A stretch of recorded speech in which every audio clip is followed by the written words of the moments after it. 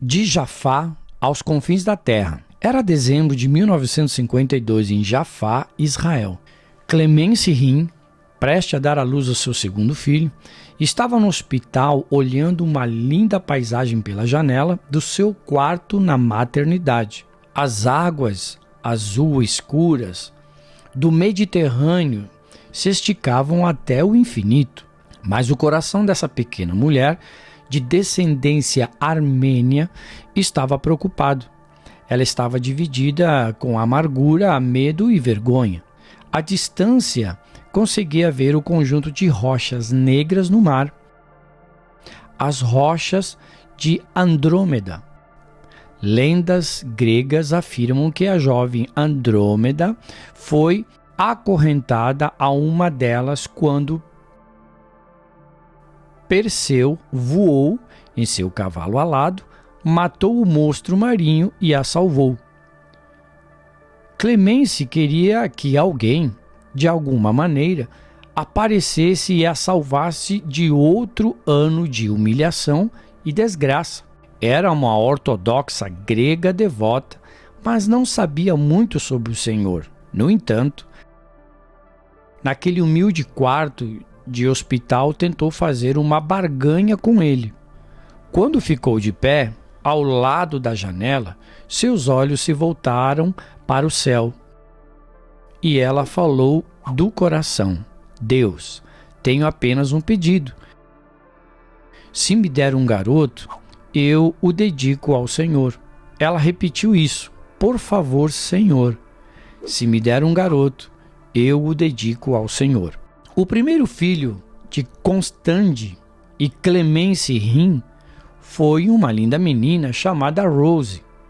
Mas na cultura intolerante do Oriente Médio, e especialmente na tradição ancestral dos Rins, o primogênito deveria ser um menino e herdeiro. A família de Constande, que imigrara da Grécia para a Palestina, começou a perseguir Clemence por sua incapacidade de produzir um menino. Afinal, repreendiam todas as suas cunhadas tiveram meninos. Ela sofreu zombaria e foi ridicularizada até chorar, e sentiu constrangimento e vergonha no casamento que seus pais tinham arranjado de forma tão cuidadosa.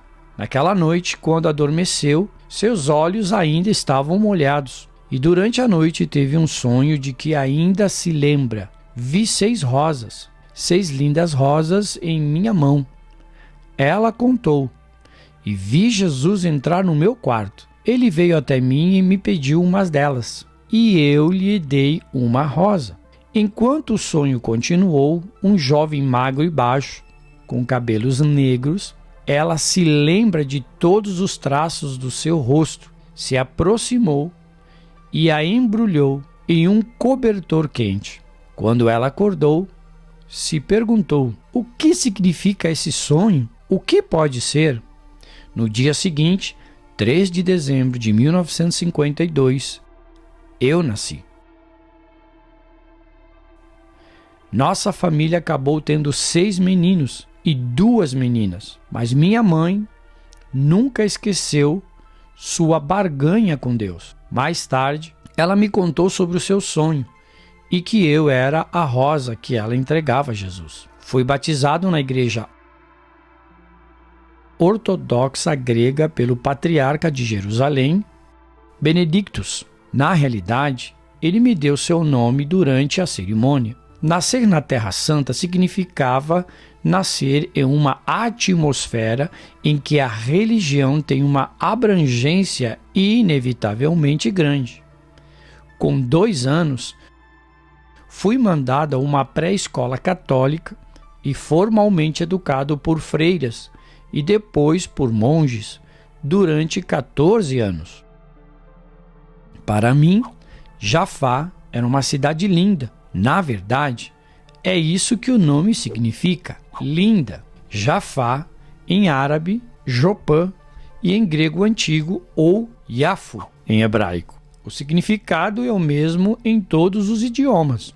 Quando era garoto, adorava ouvir as histórias da história que me cercava. Jafá foi fundada muito antes dos registros do tempo. É mencionada como uma cidade cananita na lista de tributos de Faraó III no século XV a.C., mesmo antes de Josué ter lutado a Batalha de Jericó, e é onde o rei fenício Irão de Tiro descarregou toras de cedro para o templo do rei Salomão.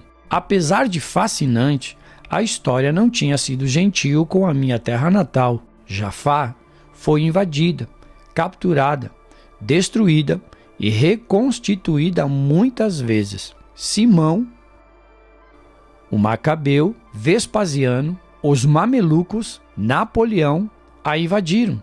Apenas 6 anos antes do meu nascimento, Jafá fazia parte de uma nova nação, o profético Estado de Israel, mas a comunidade em si não era judia.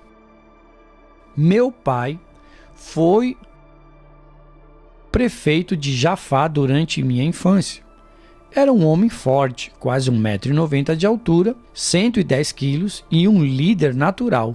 Era forte em todos os sentidos, físico, mental e na determinação.